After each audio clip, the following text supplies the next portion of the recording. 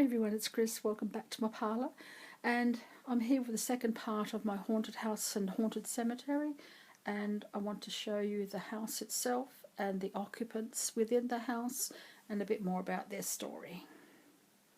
So that's what we're going to do today. This particular house is made out of wood and it's homemade. I'd say probably around about the late 70s. I bought it for $8 and in a salvo store just recently. I think I might have mentioned that a few videos back at my op shop haul, and yeah, I'm basing this on my haunted house. It's been a while in the making.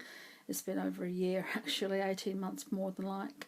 But you know, life gets in the way of things and plans. But I want to tell you the story of my haunted house. This house is based in Burra, a copper mining town in South Australia, and I have a family connection to Burra.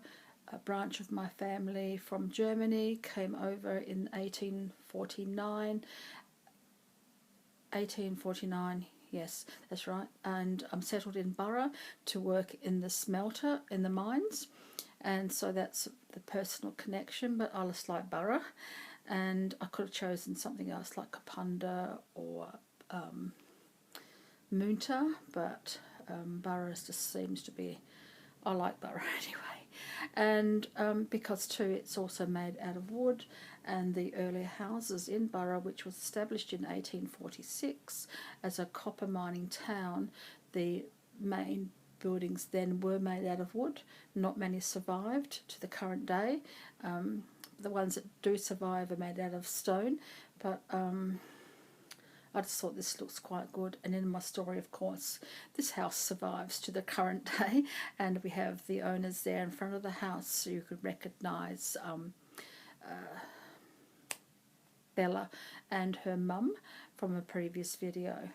So I want to introduce you to everyone, tell you a bit of their story you've seen inside the house, and let's find out who the residents are.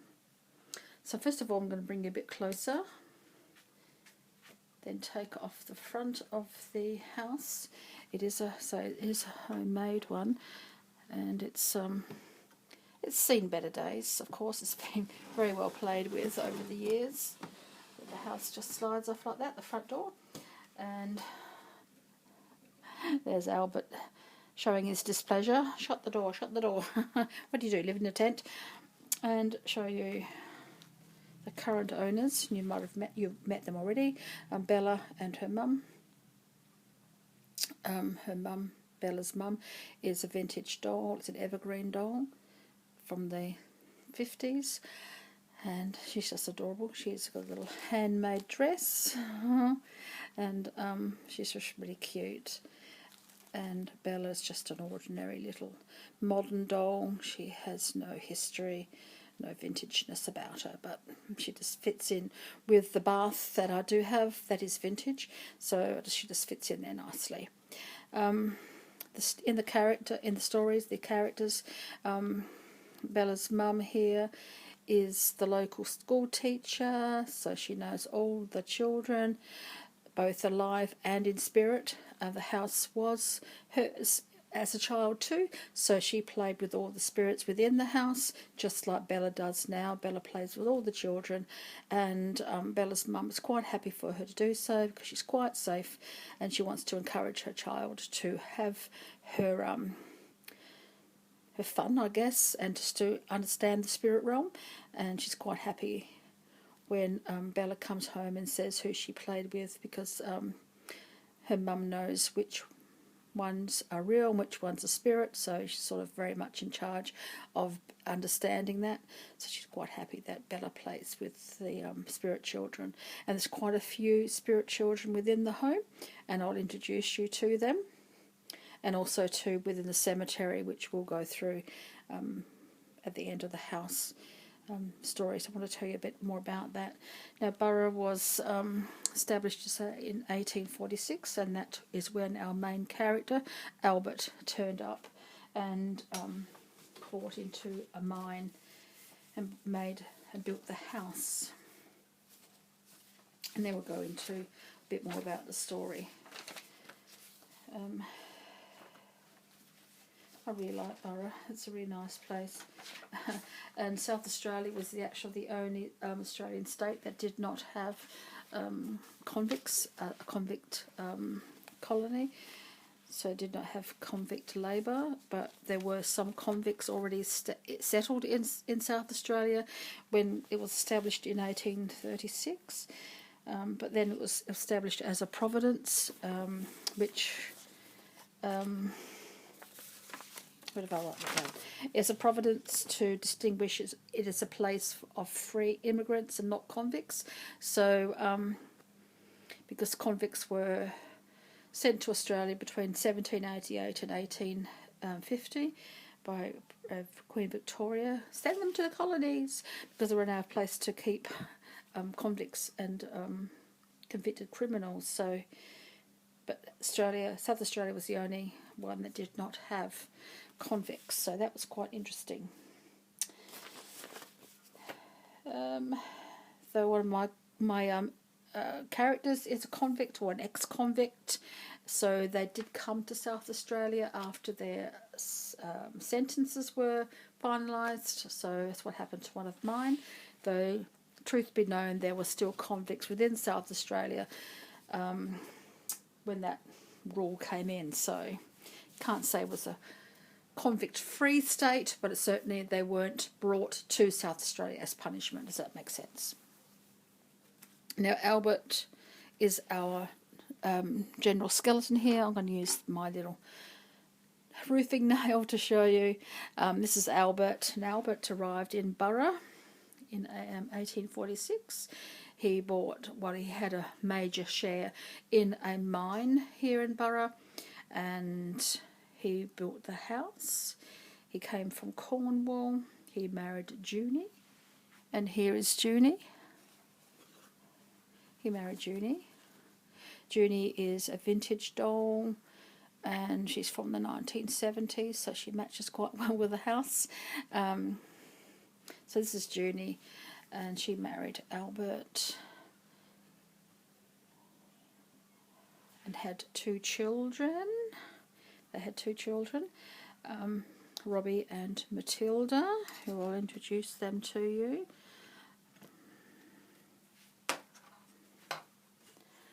Robert and Matilda. Here's Robert. He looks just like his mum. He's another vintage doll, rather cute. And Robbie had polio. I know most of us would think of polio from the 1950s, but it was actually a disease too that was in South Australia in the late 1800s. I know I'm basing my story in the 1840s, the 1850s, but little bit of leeway there, just for it is fiction after all. So Robbie had polio, so he was bedbound most of the time, but his lungs collapsed and he passed away quite young. So it's quite sad.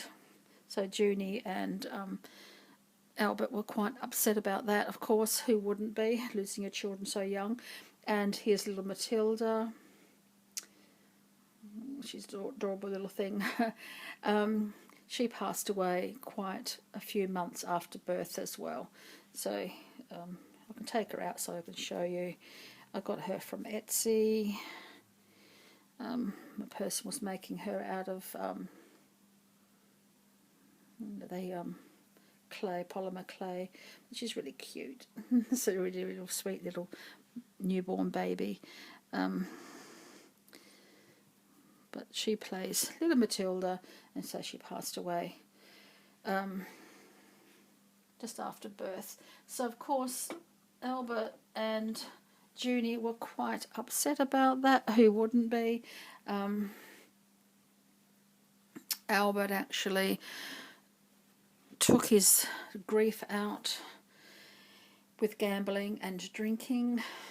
He was always a drinker and a bit of a gambler, but he took his grief out in excess in that area, so he started drinking quite heavily, started gambling to excess, and gambled and lost his mine, lost his shares in the mine, and lost his home, and ended up bankrupt. Added to all that, he actually then took his grief out on Junie, murdered her, and then hung himself in repentance. So Junie and Albert were the first to actually die a violent death within the home. It's not uncommon for homes to become haunted due to death, a violent death, and that's what I believe. I don't know what other people believe, but I believe the energy from violent deaths become lost and embedded in the fabric of a home. And this is no exception. It's a brand new house. Albert did build it himself, but his death and Junie's death sort of were the first hauntings of this house. Of course, Bella and her mum know about the hauntings, so but they're quite happy. They're not phased by the hauntings, because Bella's mum's lived with it for all of her life, and nothing bad happens in the house. No malevolent spirits or anything else like that. But there is a lot of energy, that of stifled energy, that psychics, anyone sensitive, would pick up straight away. Also in the house at the time of Albert and Junie, we have Jimmy and his wife Elsa. Now Jimmy was a convict. He served out his 7-year sentence and came to South Australia to start a brand new life, and he started working with Albert and Junie on their property. He was a general worker. He was also worked in the mines from time to time. Now he's the doll himself. It's really cute, isn't he? He's a peg doll, but he's just adorable, and I just saw him and just had to have him, and he actually was the catalyst to making the haunted house. So he is Jimmy, and he's a convict, or an ex-convict. And when he was in serving a sentence, his wife Elsa was still in the UK, so she stayed there until he became a free man, and she came over and also worked with Albert and Junie as a housekeeper, maid, a general. Didn't work in the mines, but she would sometimes take food and what have you, necessary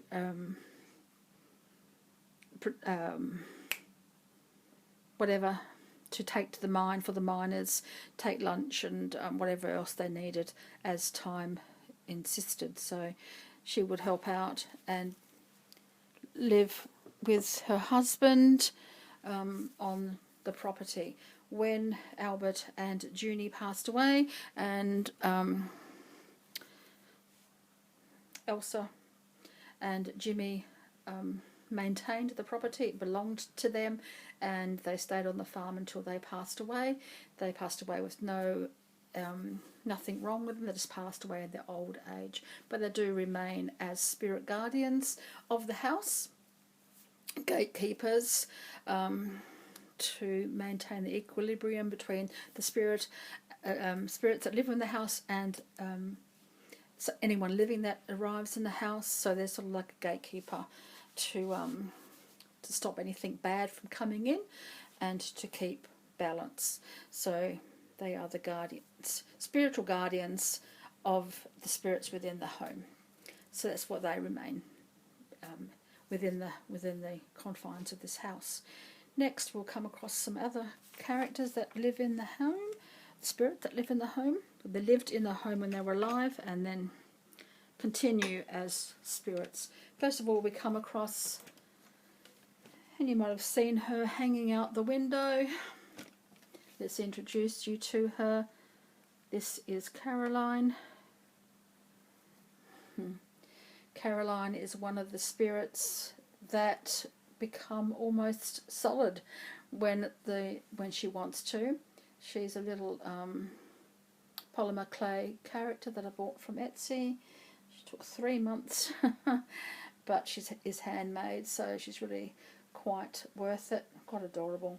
She's Caroline. She has 2 children. Well, she had 2 children, Millie and Molly. They drowned, and I'll introduce them to you in a little minute. And in her grief, she also drowned herself. Now, there's a mythology about how they drowned, and I'll introduce you to that mythology a little bit later. Caroline sort of believed it, but she was so intense in her grief that she wasn't making sense. Some of the locals still believe in that myth. So how Millie and Molly drowned, well, was it an accident or part of the myth? No one quite knows for sure, but Caroline was so distraught she actually drowned herself, and she remains at that window looking for her children. She doesn't realise that her children are within the home. They have not yet met up. They're still in the home, the spirits are still in the home, but they don't recognise each other. So here are Millie and Molly. They too are vintage dolls, very delicate little wire and twine dolls. There's some wire they're bent into shape as a human and wound up with twine, and little felt clothes. They're very delicate, but they're just adorable, and they belong in the house. This is Millie and Molly, and they drowned, which is sad, in the 1930s, I'd say. So this house has had quite a few owners, quite a few ways of being. It's been a home, it's been a hotel, it's been an orphanage, that sort of thing as well. And at the moment it is, of course, a home with Bella and her mum. Also too, there are a few children who live in the home, or who have spirits who live in the home. I don't have a story for them, I don't have a name for them.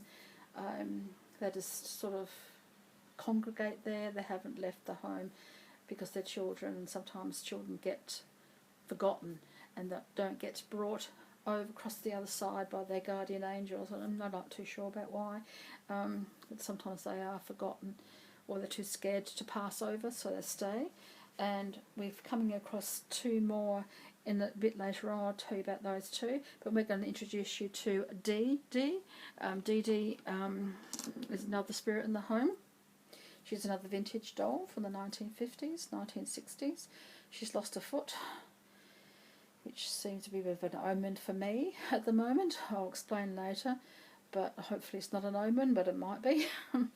And Dee Dee is coming through from the 1900s, early 1900s, 1914 actually.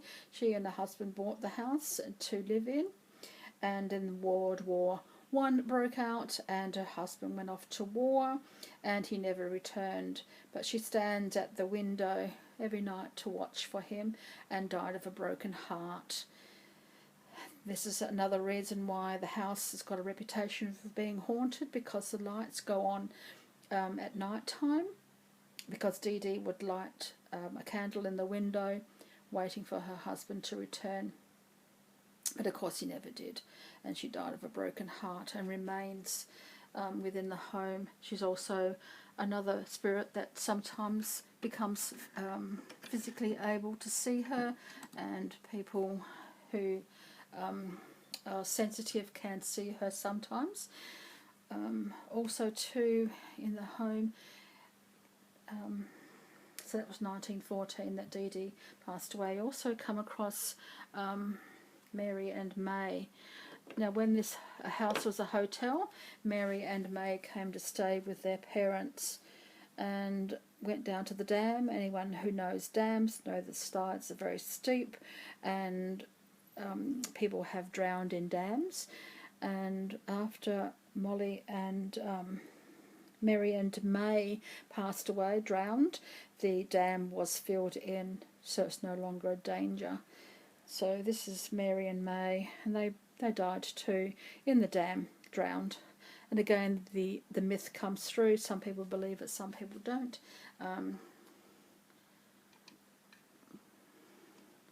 So they are also living in the house. Also living in the house is another little spirit. Those dolls were from Germany. They're also vintage dolls. Another little one from Germany, same age, much smaller. He's there too, but he hasn't got a story. I'm not too sure about all of the stories for all of the spirits within the home, but that's most of them that you can see from this perspective. Now we move on to the cemetery, and we can mention the other ones. Mary and May actually drowned in the 1960s when the house was a hotel, and some of the other children's from left when the house was an orphanage. Now we're coming over to the cemetery, and over here we talk about the mythology.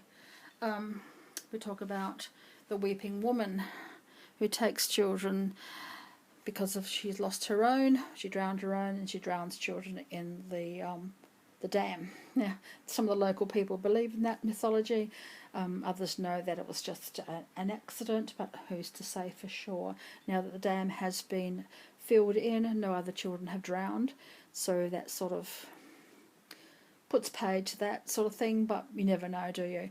Now, the weeping woman cannot go into the cemetery. She cannot go near the house. She is stuck where the dam was originally. So she's there, and sometimes you can hear her crying at night time if you dare to go near the dam. Not many local people go near the dam, but those visiting will sometimes want to find out for themselves. Now, Albert built this cemetery as a private cemetery for himself and his family, and he and his family are buried in the first crypt over there, and other family members are buried within the cemetery. Over here you'll find little Sarah. We introduced you to her the other day. She was living in the house once when her parents were the owners.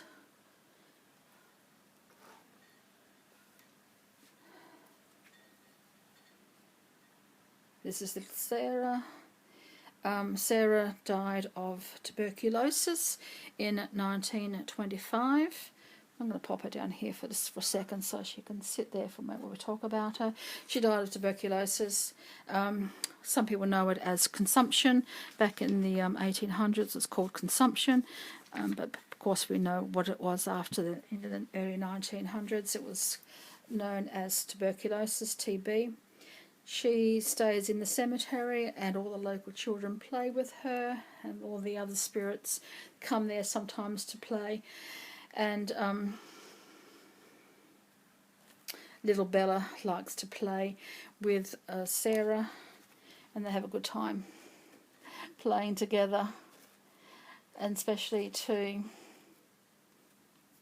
the little dog. Can you see the little dog behind Sarah here? The little dog belongs to the she's a sort of the gatekeeper as well as the cemetery. She's a caretaker of the cemetery. She was a caretaker when the cemetery was in existence. It's no longer being used, but it's heritage listed. One of the first little cottages made in Burra. So it's heritage listed. No one lives there anymore, but they can't be pulled down either. And of course, Annalise is the caretaker, and she was a caretaker when it was in existence. She is now the gatekeeper of the cemetery, the same as Jimmy and Elsa are the gatekeepers of the house. She makes sure that the spirits within the cemetery are the ones that belong there. she keeps out all unwanted spirits, and she also makes sure that the connection between the spirit and the living is maintained in a healthy way, and so everyone is sort of knows what's what. So that's Annalise and her little dog, and they are the caretakers. So that's who lives in the house and the cemetery, guys. So I'm hoping that was interesting for you, and yeah, enjoy the visit, because I'm going to be doing more readings, hopefully. Life gets in the way sometimes, as I mentioned, but I'll try to do more cemetery readings and haunted house readings and see how we go from there. So thank you very much for sharing this video with me, and until next time, guys, so many blessings and bye for now.